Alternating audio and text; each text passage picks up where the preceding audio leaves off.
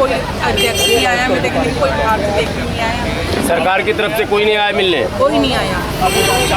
तो सैलरी भी अभी नहीं मिली है? सैलरी भी अभी नहीं मिली है। किस डिपार्टमेंट में काम करते हैं? क्या कहते हैं, सेंट्रल डिस्ट्रिक्ट में विभाग। विभाग। कब से हैं आप लोग धरने पर? 1 अगस्त 2023 से। कितने दिन हो गए आज? हमें आज 53 यानी कि 53 दिन हो गए। क्या है मांग, क्या आप लोगों की? हमारी मांग है कि हमें परमानेंट किया जाए या पक्का किया जाए हमें। कितने साल से नौकरी कर रहे हैं? हमें 7 साल हो गए, 8 साल। आप कितने साल से नौकरी कर रहे हैं? 12 साल। 12 साल से जॉब कर रहे हैं। कहाँ पर? सेंट्रल ऑफिस में। तो आपकी मांग क्या है? हमारी मांग है हमारी 3 महीने की तनख्वाह दी जाए और हमें पक्का किया जाए। हमारी यही मांग है और हमें 7 साल तक नौकरी का। कितने दिन से धरने पर हैं? 1 अगस्त 53 दिन हो गया। 53 दिन हो गई। कोई सरकार की तरफ से मिलने आया क्या? कोई नहीं मिले हैं, कोई आश्वासन? कोई भी नहीं। 53 दिन से यहीं सड़क पर बैठी हैं। हाँ जी सर। आपको क्या लगता है, सरकार इतनी महिलाएं बैठी हुई बड़ी तादाद में, 53 दिन कोई सुनने नहीं आया तो आप उन लोगों को मोटिवेट करना जरूरी है। वो आपस में पता नहीं लूडो खेल रहे हैं, बात कर रहे हैं, खैर वो जरूरी है। ऐसे ही सुनो, धरने पर ऐसे टाइम पास होता है, कोई लेटा हुआ है, कोई लूडो खेल रहा है, कोई फोन पे बात कर रहा है, ऐसे होता है। ऐसा नहीं है कि हम गुमसुम बैठे रहे। जब बात आए नारों की तो फिर नारे भी होने चाहिए।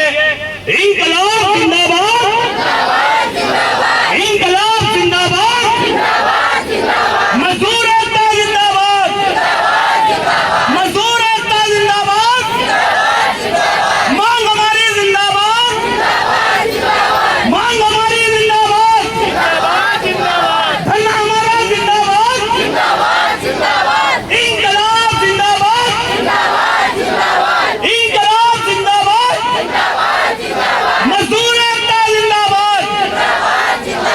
जब तक मांगे नहीं बनेगी, जब तक मांगे नहीं बनेगी, इंकलाब जिंदाबाद, मजदूर एकता जिंदाबाद, धरना हमारा जिंदाबाद, भाई हमारा जिंदाबाद, बहन हमारी जिंदाबाद, नेता हमारे जिंदाबाद, इंकलाब जिंदाबाद।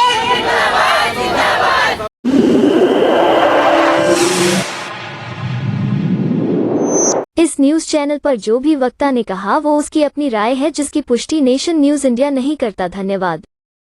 जगह जगह मजदूरों के लिए जाते हैं। भाई कुलदीप जी को भी यहाँ बुलाया। हमने स्वास्थ्य मंत्री साहब से मीटिंग ली, जिसकी मिनट्स कॉपी हमारे पास आ चुकी है। और ये सब कार्यकाल जो हुआ वो 53 दिन के अंदर हुआ। क्यों साहब, ये सच है ना? जब हम यहाँ बैठे थे तो हम बैठे थे कि पता नहीं क्या होगा क्या नहीं होगा, सबके दिलों में यही बात थी ना।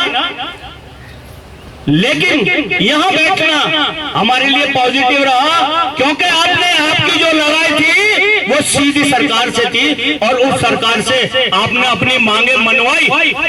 क्या गलत कह रहा हूं मैं? हमारी अगर 5 मांगे थी तो उसमें से 3 मांगे हमारी मान ली गई है। वो हमें पता है, मिनट्स कॉपी के अंदर आई है। और जैसा कि हमारी पहले हफ्ते में पहली सैलरी आ गई थी 3 सैलरियों में से, दूसरी बार में हमारी अंडरटेकिंग हट गई थी, जो हमसे लिख के लिया जाता था सैलरी देने से पहले। आप यस तो करो, कम से कम हाथ खड़ा करके मेरे को। हाँ, अगर कोई कुछ में गलत कह रहा हूं तो उसका विरोध भी करो खड़े होकर के, नहीं ये बात ऐसे नहीं हुई। हमारी अंडरटेकिंग खत्म हुई जो हमें सैलरी देने से पहले ली जाती थी।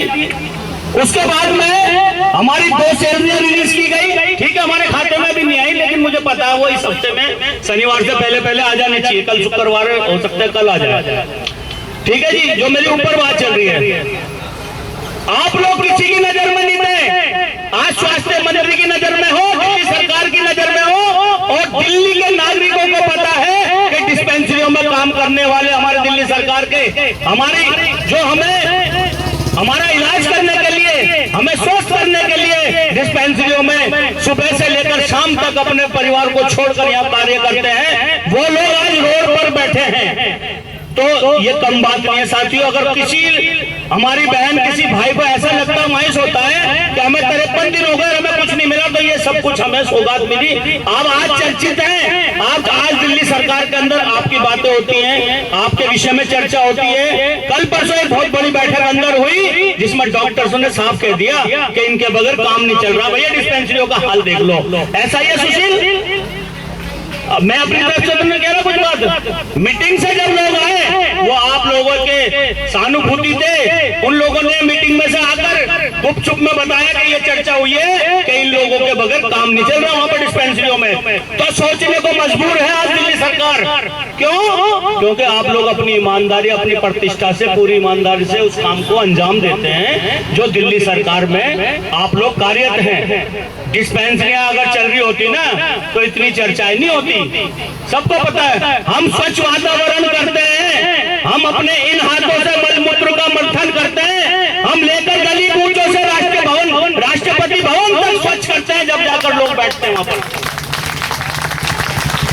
अगर हम वातावरण साफ ना करें, क्या यहाँ ये अधिकारी बैठ जाएंगे आपके डिस्पेंसरी के अंदर?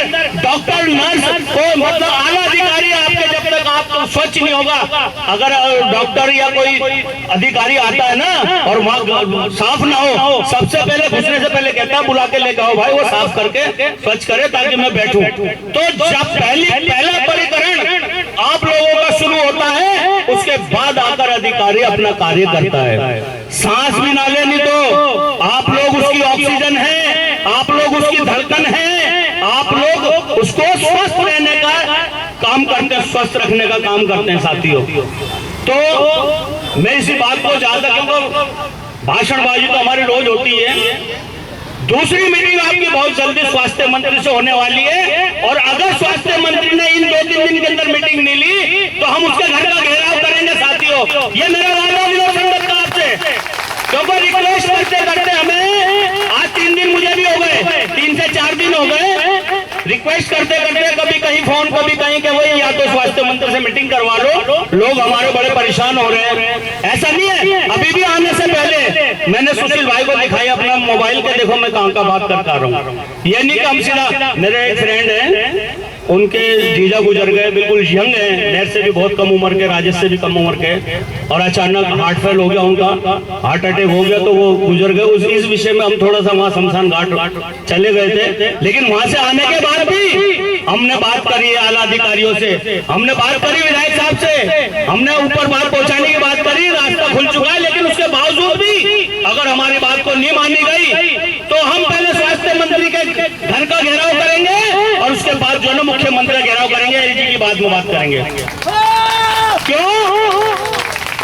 क्योंकि हम आपके अधीन आते हैं। ऊपर का तो आप देखें किससे काम करवाना, किससे नहीं करवाना, फाइल किससे चलानी, किससे नहीं चलानी। जब हमें 53 दिन हो गए और हम अपने बाल बच्चों को, परिवार को छोड़कर यहाँ पर बैठे हैं, कितनी गर्मी थी यहाँ पर, इतना 47 तक टेम्परेचर पहुंच चुका, उसके बावजूद भी हम यहाँ रोड पर बैठे थे। आंधी आई, तूफान आया, बारिश आई, लेकिन हम यहाँ से नहीं हिले। क्या स्वास्थ्य मंत्री साहब को पता है यहाँ बैठने का रोज का खर्चा कितना है? इतनी पब्लिक का 585 लोग यहाँ बैठे हैं, रोज के 3 से 4 हजार रुपए यहाँ का खर्चा है। ये किराए की गाड़ियां, ये किराए के माइक, ये यहाँ पर खाना खर्चा, पानी, ये जो पानी लगा हुआ है ये पैसे का आता, मुफ्त नहीं आता। रोज रिक्शे से यहाँ से सामान जाता है, रोज आता है। तो इस बात को इग्नोर ना करें। अगर मेरी आवाज कहीं स्वास्थ्य मंत्री आदरणीय सौरभ भारद्वाज जी सुन रहे हैं, अगर हमारे दिल्ली के चहेते मुख्यमंत्री श्री अरविंद केजरीवाल जी सुन रहे हैं, तो जल्दी से इन लोगों की आप दशा संभालें, इनको, इनकी मांगों को मानकर, इनका जो हक अधिकार है। अच्छा, ऐसा क्या मांग रहे हैं आप लोग? कोई हम पार्टी से टिकट मांग रहे हैं, कोई हम पार्टी से जमीन मांग रहे हैं, कोई हम पार्टी से अपना घर बनाने की बात कर रहे हैं, पार्टी से हम कोई प्रशासन से एडवांस मांग रहे हैं, हम वो मांग रहे हैं जो आपको बिना कहे, बिना बताए हमें अब से 5 साल पहले दे देना चाहिए था। आपने हमें मंजूर करा यहाँ रोड पर बैठने के लिए। हम खुश नहीं है अपने कार्य को छोड़कर, हमें चिंता है आज भी अपनी डिस्पेंसरियों की कि हमारे बगैर कैसे कार्य हो रहा होगा, कितना परेशान हो रहा होगा स्टाफ, कितना कितना परेशान हो रहा होगा मरीज, लेकिन मजबूरी हमारी है कि जब पेट में अन्न नहीं होता तो इंसान को कुछ नहीं दिखाई देता, उसे सिर्फ अपनी भूख दिखाई देती है, अपने बच्चों की भूख दिखाई देती है, जिसकी वजह से आज हम रोड पर बैठे हुए हैं। तो साथियों, आने वाले इस शनिवार तक, परसों तक मेरा मानना यह है कि स्वास्थ्य मंत्री से मीटिंग होगी, और मीटिंग अब के किसी चार दीवारी में नहीं होगी, मीटिंग होगी आप सबके सामने।